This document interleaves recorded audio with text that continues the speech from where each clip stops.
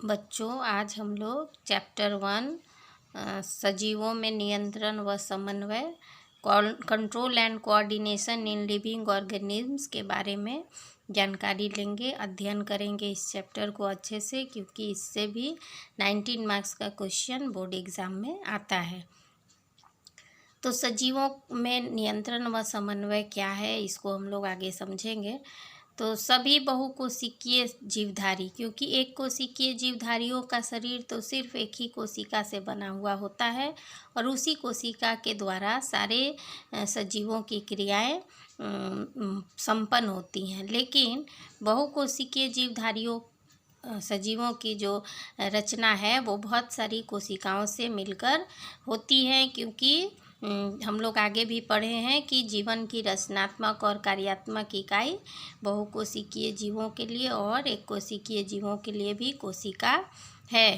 तो बहुत सारी कोशिकाएं जो है वो अलग अलग समूह बनाकर उत्तक का निर्माण करती हैं और अलग अलग उत्तक समूह बनाकर एक अंग, यानी शरीर में बहुत सारे इस तरह से अंग बनते हैं और विभिन्न अंग जो हैं वो अलग अलग मिलकर अलग अलग तंत्र का निर्माण, जिसको हम लोग अंग तंत्र या ऑर्गन सिस्टम कहते हैं। तो ये अंग तंत्र अलग अलग कार्यों का संपादन शरीर में, सजीवों के शरीर में करता है। जैसे भोजन को ग्रहण करना, भोजन का पाचन, अवशोषण, ये सभी पाचन तंत्र के अंतर्गत कार्य होता है। श्वसन तंत्र के अंतर्गत श्वसन कार्य करके ऊर्जा मुक्त कराने का कार्य होता है। इसी तरह से परिवहन तंत्र के द्वारा विभिन्न आवश्यक तत्वों को शरीर के विभिन्न कोशिकाओं तक पहुंचाना और उत्सर्जी पदार्थ जो वेस्ट प्रोडक्ट है उनको उत्सर्जी अंग तक पहुंचाने का काम किया जाता है। तो क्या ये सभी अलग अलग कार्य करते हैं, अलग अलग समय में करते हैं? नहीं, ये सभी कार्य एक साथ लगातार चलता रहता है शरीर में और इस तरह से सजीव का जो जैविक क्रियाएं हैं वो लगातार चलती हैं और जीव का अस्तित्व तब तक बना रहता है। तो हम लोगों ने बहुत सारे कार्य सामूहिक रूप से किए हैं। तो क्या देखा है कि कार्य को सफलतापूर्वक करने के लिए पूरे समूह को एक साथ तालमेल बनाकर, यानी समन्वय करके और एक नियंत्रण में कार्य करना जरूरी होता है, नहीं तो कार्य सफलतापूर्वक सही संभव नहीं है। तो इसी तरह से सजीवों के विभिन्न अंग तंत्र जो बने उनको चूँकि कंटिन्यू सभी अंग तंत्रों को एक साथ मिलकर काम करना है, तो इसके लिए आपस में तालमेल, आपस में समन्वय बनाकर ये काम संपादन करना पड़ता है सभी अंग तंत्रों को, जिसके लिए समन्वय और नियंत्रण की ज़रूरत होती है। तो समन्वय और नियंत्रण क्या है, समझ में आया? तो जीवों के विभिन्न जैविक क्रियाओं के संचालन के लिए विभिन्न अंगों एवं अंग तंत्रों के बीच समन्वय और नियंत्रण की आवश्यकता होती है। और हम लोग देखेंगे कि किस प्रकार सजीव जो है वो इस कार्य को, समन्वय और नियंत्रण कार्य को करते हैं, जिसमें पौधे और जंतुओं को हम लोग अलग अलग करके देखेंगे कि पौधों में नियंत्रण और समन्वय कैसे होता है और जीवों में, प्राणियों में समन्वय और नियंत्रण कैसे होता है। इसको हम लोग अलग अलग करके समझेंगे। पहले हम लोग देख लें कि इस चैप्टर में हम लोग क्या क्या टॉपिक्स के बारे में पढ़ेंगे। तो फर्स्ट है सजीवों में संवेदन तथा अनुक्रिया, sensitivity and response in plants and animals, जिसमें हम लोग संवेदनशीलता, अनुक्रिया, उद्दीपन, उत्तेजनशीलता इत्यादि के बारे में जानकारी लेंगे। दूसरा टॉपिक है पौधों में गतियाँ या मूवमेंट्स इन प्लांट्स। तीसरा जो टॉपिक हम लोग पढ़ेंगे हार्मोन, जिसमें हम लोग पादप हार्मोन और जंतु हार्मोन, प्लांट हार्मोन और एनिमल हार्मोन को अलग अलग पढ़ेंगे। इसके बाद चौथा टॉपिक जो हम लोगों का होगा तंत्रिका तंत्र या नर्वस सिस्टम, जिसमें हम लोग न्यूरॉन या नर्व सेल के बारे में, तंत्रिकाओं के बारे में जानकारी लेंगे। दूसरा जो इसमें हम लोग पढ़ेंगे प्रतिवर्ती क्रियाएं या रिफ्लेक्स एक्शन। तीसरा जो है टॉपिक तंत्रिका तंत्र एवं इसके प्रकार, nervous system and types of nervous system, जिसमें 3 तरह के तंत्रिका तंत्र के बारे में, केंद्रीय तंत्रिका तंत्र, परिधीय तंत्रिका तंत्र और अनुकंपी तंत्रिका तंत्र के बारे में हम लोग जानकारी लेंगे। पांचवा जो हम लोगों का टॉपिक होगा वो है मनुष्य की ज्ञानेंद्रियाँ, सेंस ऑर्गन ऑफ मैन क्या क्या है उसको हम लोग देखेंगे, और ख़ास करके आँख की संरचना, कार्य और आँख संबंधी समस्याओं के बारे में जानेंगे। और 6 जो लास्ट टॉपिक होगा जंतुओं में प्रचलन या लोकोमोशन इन एनिमल्स, इनके बारे में हम लोग जानकारी लेंगे। तो कंटिन्यू हम लोग एक एक करके टॉपिक्स के बारे में पढ़ेंगे। तो फर्स्ट हम लोगों का जो टॉपिक है सजीवों में संवेदन तथा अनुक्रिया, sensitivity and response in plants and animals, उसको हम लोग अभी सीखेंगे। तो देखें हम लोग कि सजीव जिस वातावरण में रहते हैं वो वातावरण में लगातार परिवर्तन होता रहता है। तो सजीवों में कुछ खास लक्षण, जो विशिष्ट लक्षण क्या होते हैं सजीवों के, कि वातावरण में हुए विभिन्न परिवर्तनों के प्रति सजीव जो है वो प्रतिक्रिया दिखाते हैं, जबकि निर्जीव प्रतिक्रिया नहीं दिखाते। तो इस क्रिया में नियंत्रण एवं समन्वय की जरूरत होती है। प्रतिक्रिया जो सजीव दिखाते हैं वहाँ भी नियंत्रण एवं समन्वय की ज़रूरत होती है। जो जंतुओं में तंत्रिका तंत्र, नर्वस सिस्टम और हार्मोन, विभिन्न प्रकार के हार्मोन के द्वारा ये कार्य किया जाता है, और पौधों में ये कार्य जो है प्रतिक्रिया दिखाना वातावरण में परिवर्तन के कारण, वो कार्य और हार्मोन, सिर्फ हार्मोन के द्वारा होता है, क्योंकि पौधों में तंत्रिका तंत्र का अभाव होता है। तो आगे हम लोग सीखेंगे कि उद्दीपन, अनुक्रिया, उत्तेजनशीलता, संवेदनशीलता किसको कहते हैं। तो उद्दीपन या स्टिमुलस किसको कहते हैं। तो सजीव जिस वातावरण में रहते हैं उनमें परिवर्तन होता रहता है। वातावरण में होने वाले जो परिवर्तन हैं उनको ही उद्दीपन या स्टिमुलस कहते हैं। उद्दीपन जो है वो 2 प्रकार से हो सकता है। फर्स्ट है बाह्य उद्दीपन या एक्सटर्नल स्टिमुलस, और दूसरा क्या है, आंतरिक उद्दीपन या इंटरनल स्टिमुलस। तो सजीवों के शरीर के बाहरी वातावरण में, यानी शरीर को छोड़कर बाहर के जो वातावरण में परिवर्तन होता है उसको हम लोग एक्सटर्नल स्टिमुलस या बाह्य उद्दीपन कहते हैं। जैसे तापमान, प्रकाश, गुरुत्वाकर्षण, स्पर्श आदि जो है वो बाह्य उद्दीपन के अंतर्गत आते हैं। और आंतरिक उद्दीपन किसको कहेंगे, शरीर के आंतरिक वातावरण में होने वाले परिवर्तन को। जैसे कभी शरीर में जल एवं खनिज लवण की कमी हो जाती है, कभी हार्मोन का स्राव होता है या कमी हो जाती है, एंजाइम का कभी स्राव होता है या कोई एंजाइम्स की कमी, बीमारी इत्यादि के कारण जो परिवर्तन आता है आंतरिक शरीर के अंदर, उसको हम लोग आंतरिक उद्दीपन कहते हैं। तो उद्दीपन हम लोग देखिए क्या है, वातावरण में परिवर्तन।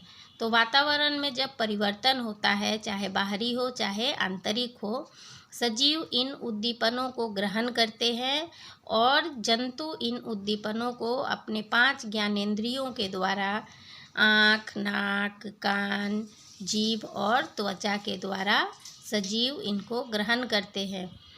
तो उद्दीपन सजीव मतलब जीव जंतु, और पौधे जो है वो उद्दीपन को अपने अंगों के द्वारा ग्रहण करते हैं, विभिन्न अंगों के द्वारा। तो उद्दीपन को ग्रहण कर सजीव क्या करते हैं, उत्तेजित हो जाते हैं, और इस क्रिया को उत्तेजनशीलता या इरिटेबिलिटी कहते हैं। उत्तेजित होकर सजीव जो है वो प्रतिक्रिया करते हैं, जिसको हम लोग अनुक्रिया या प्रतिचार या रिस्पॉन्स के नाम से जानते हैं। तो संवेदनशीलता या सेंसिटिवनेस किसको कहेंगे? जो सजीवों का एक विशिष्ट लक्षण है, जिसमें क्या होता है, उद्दीपन के प्रभाव के कारण, विभिन्न उद्दीपन के प्रभाव के कारण सजीव अनुक्रिया देते हैं, यानी जीवद्रव्य का वातावरण के परिवर्तन के प्रति संवेदनशीलता यहाँ होती है।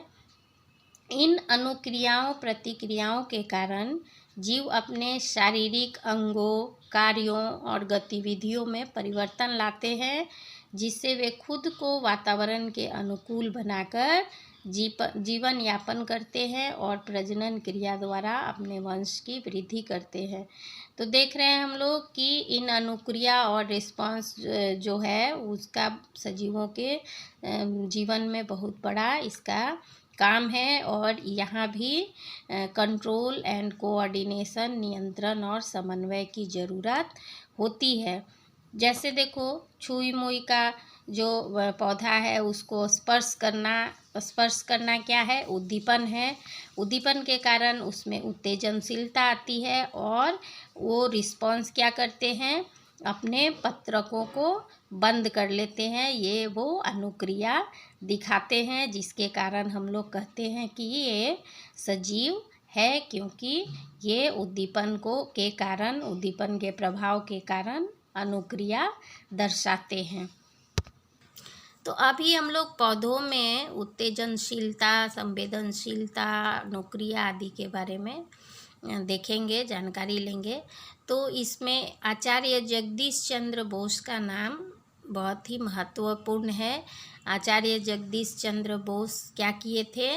पौधों में संवेदनशीलता का अध्ययन कर पूरे विश्व को इसकी जानकारी दिए थे, और उन्होंने एक खास यंत्र बनाया था जिसका नाम क्या था? क्रेस्कोग्राफ। खास यंत्र का नाम क्या था? याद रखना, क्रेस्कोग्राफ, जिससे पौधों में वृद्धि मापी जाती थी। और इस यंत्र का निर्माण करके 1901 ईस्वी में ये यंत्र का निर्माण किए थे, और उन्होंने यह प्रमाणित कर दिया था कि पेड़ पौधे में भी प्राणियों की तरह जीवन क्रियाएं चलती रहती हैं और उनमें भी सुख दुख की अनुभूति होती है। तो इसके लिए एक प्रयोग भी किया गया था। पौधों में संवेदनशीलता को दर्शाने के लिए एक बड़े वृक्ष को बेहोश करके उसका प्रत्यारोपण दूसरे जगह में किया गया था, और पाया गया था कि नए स्थान पर होश आने के बाद पेड़ जो है वो विकसित होने लगा, यानी पौधों में जीवन है। और इस शोध कार्य के लिए आचार्य जगदीश चंद्र बोस को जाना जाता है, क्योंकि उन्होंने दिखाया था प्रयोग करके कि पौधों में जीवन है। और 1917 में इसी के आधार पर बोस मंदिर की स्थापना की गई थी।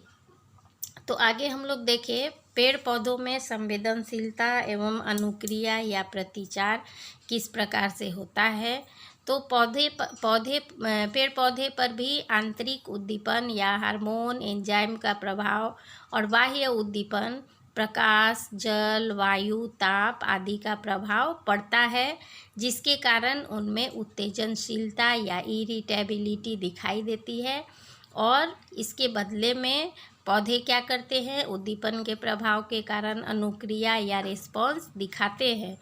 तो पौधे भी अपनी रचना, कार्य, अंगों में परिवर्तन लाते हैं, और इन कार्यों का नियंत्रण और सामंजस्य हार्मोन के द्वारा होता है। पौधों में याद रखेंगे हम लोग कि नियंत्रण और सामंजस्य या समन्वय का जो कार्य है वो हार्मोन के द्वारा होता है, क्योंकि पौधों में तंत्रिका तंत्र का अभाव होता है, तंत्रिका तंत्र नहीं पाई जाती। तो अभी हम लोग पौधों में गति, मूवमेंट्स इन प्लांट के बारे में पढ़ेंगे। तो यह भी पौधों की एक अनुक्रिया है, रिस्पॉन्स है, जो पर्यावरण में परिवर्तन के कारण, उद्दीपन के कारण पौधे दिखाते हैं। और चूँकि ये अपने जड़ों द्वारा ज़मीन से जुड़े रहते हैं, फिक्स्ड रहते हैं, तो पौधे जो है वो एक स्थान से दूसरे स्थान तक नहीं जा पाते, सिर्फ अपने अंगों को हिला डुला सकते हैं, यानी पौधों में गति की क्रिया होती है। और इस गति के लिए समन्वय और नियंत्रण की ज़रूरत होती है। तो मूवमेंट या गति किसको कहते हैं? जब उद्दीपन के प्रभाव से सजीव का पूरा शरीर नहीं बल्कि सिर्फ अपने अंगों को हिलाते डुलाते हैं सजीव, तो इस क्रिया को क्या कहते हैं? गति। तो गति की क्रिया सभी में होगी, सभी सजीव में होगी। तो खास करके ये क्रिया उच्च वर्ग के पेड़ पौधों में हम लोगों को देखने को मिलती है, क्योंकि अभी भी हम लोग देखें अभी अभी कि पेड़ पौधे जो है वो ज़मीन से जुड़े हुए रहते हैं और स्थान परिवर्तन नहीं कर सकते हैं, सिर्फ अपने अंगों को हिला डुला कर गति करते हैं।